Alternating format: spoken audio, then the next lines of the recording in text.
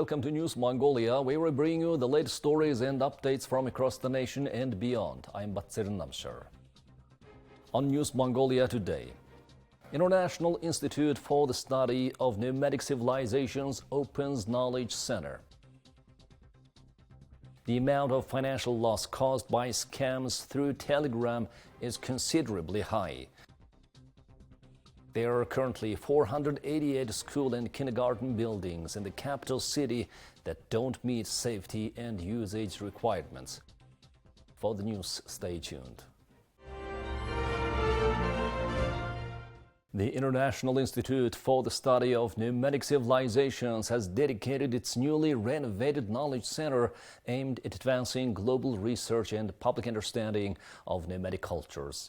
Developed in collaboration with the Pneumatic Knowledge Initiative and supported by the Turkish Cooperation and Coordination Agency, the center offers world-class facilities, including Mongolia's second fully equipped bioarchaeology laboratory and a modern academic library designed to foster international training, research, and scholarly exchange.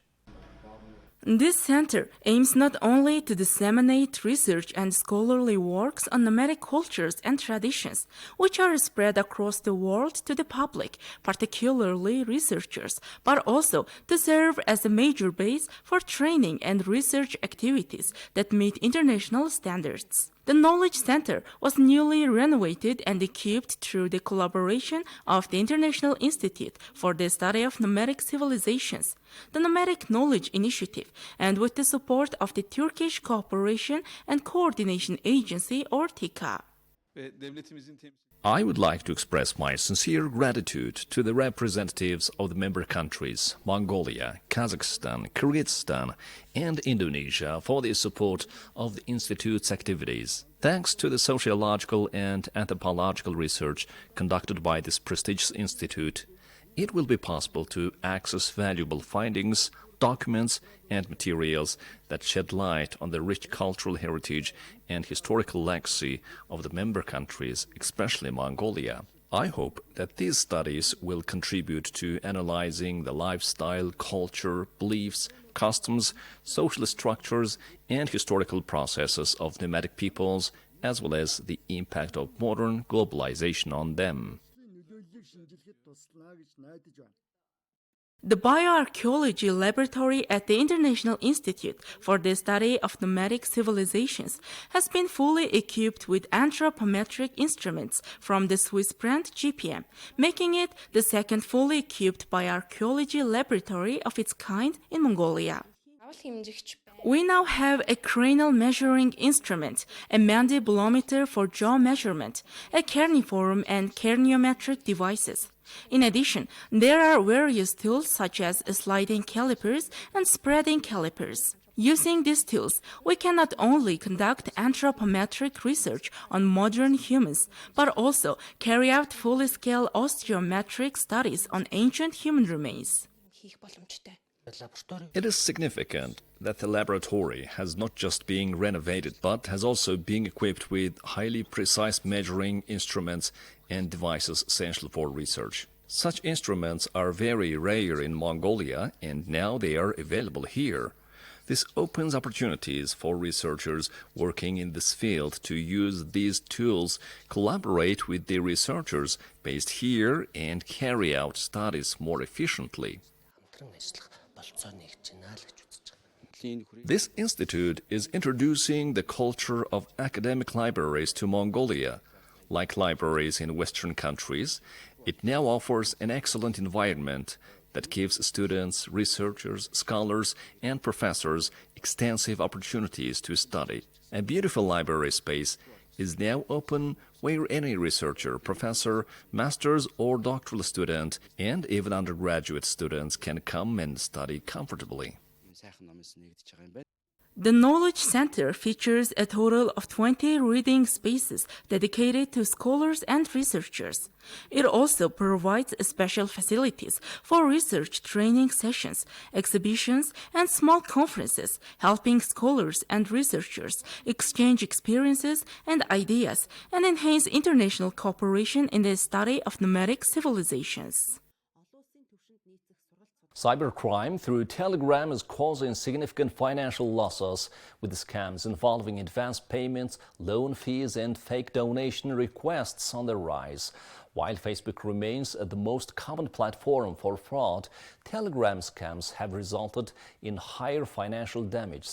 Authorities stress the importance of immediate reporting to prevent further damage, with over 9 billion MNT in transactions already blocked and millions in losses reimbursed.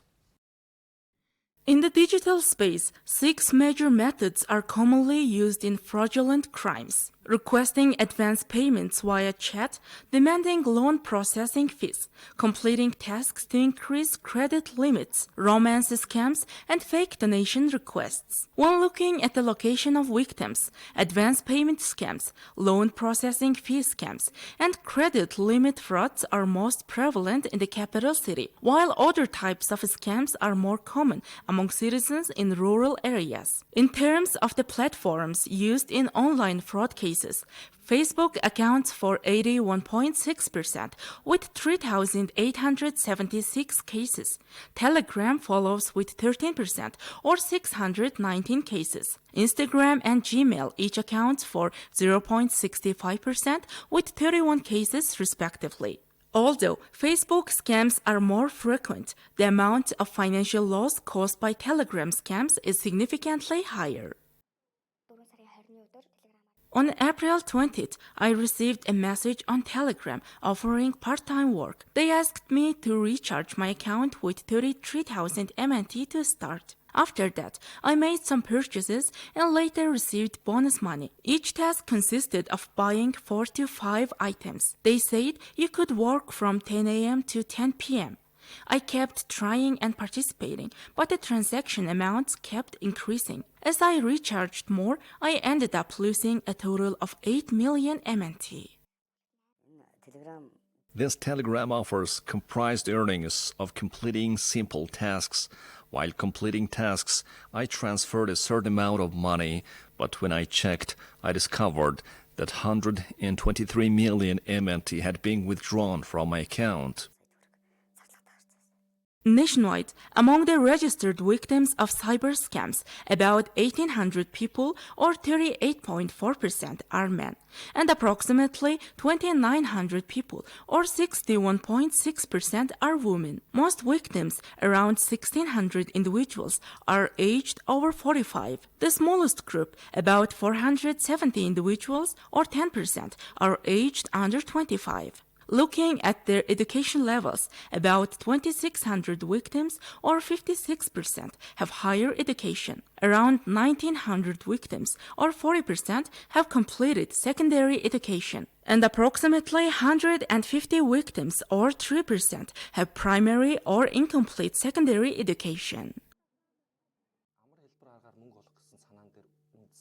These scams prey on people's desire to earn money easily. Fraudsters create a system where they initially deposit a small amount of money into the victim's commercial account to gain trust. Using their manipulated system, they show fake growing profits and tell the victims they can increase their money even further by investing more. In reality, they are creating completely fake conditions to deceive people. By creating a fake situation and deceiving citizens, this type of fraud has become even more damaging and has caused greater financial losses than Facebook scams. The most important thing is that if you become a victim of fraud, you must immediately report it to the police without delay and request to block the related bank accounts. By doing so, the stolen funds can be frozen and the perpetrators can be identified. As of today, out of cases resulting in a total damage of 11.3 billion MNT, transactions amounting to 9.4 billion MNT have been successfully stopped. About 3 billion MNT of damages suffered by over 200 citizens have been reimbursed. People's desire to make easy money has become prey for criminals. Therefore, I would like to advise everyone to avoid downloading such Telegram applications. If it's absolutely necessary to download them, Please make sure to activate all available security settings to protect yourselves and prevent becoming victims of this type of crime.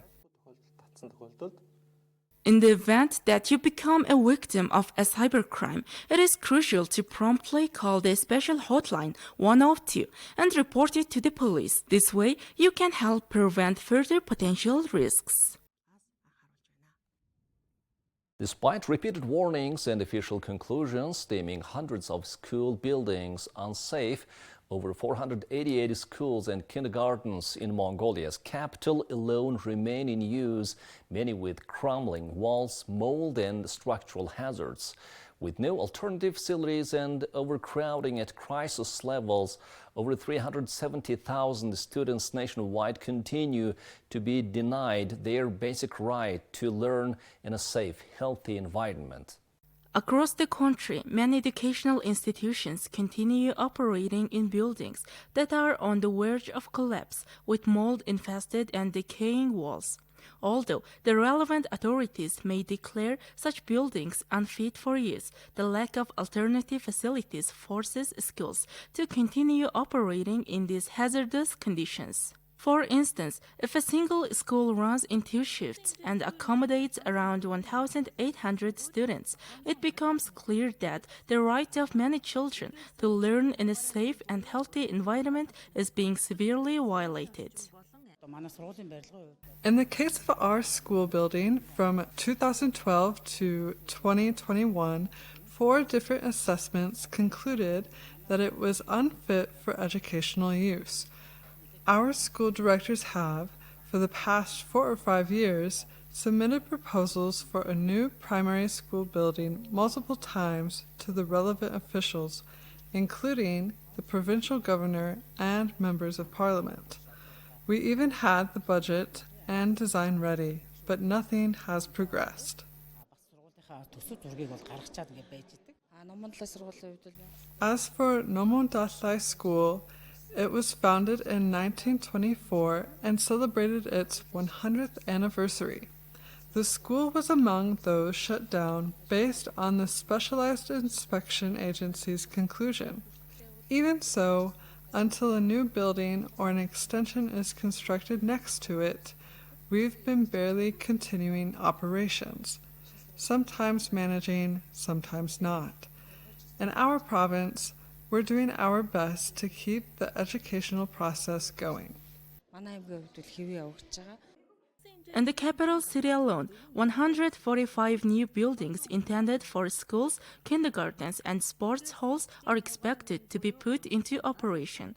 A budget of around 980 billion MNT has been allocated for these 145 buildings.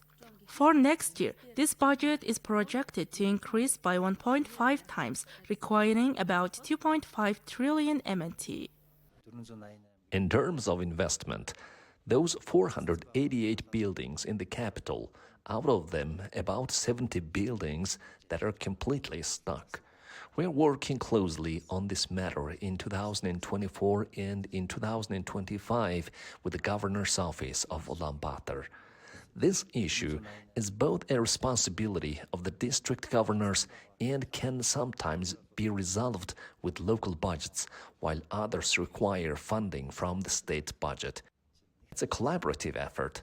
By next year, we expect many of these issues to be at least partially resolved in the initial phase. Currently, about 725,000 children are studying in 704 state-owned general education schools nationwide. More than 50% of them, around 370,000 students, are having their right to education violated due to overcrowded classrooms and inadequate school environments.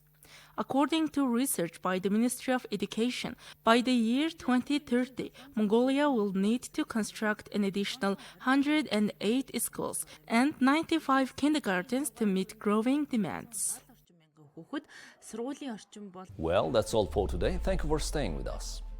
We'll see you tomorrow with more news and updates. Goodbye.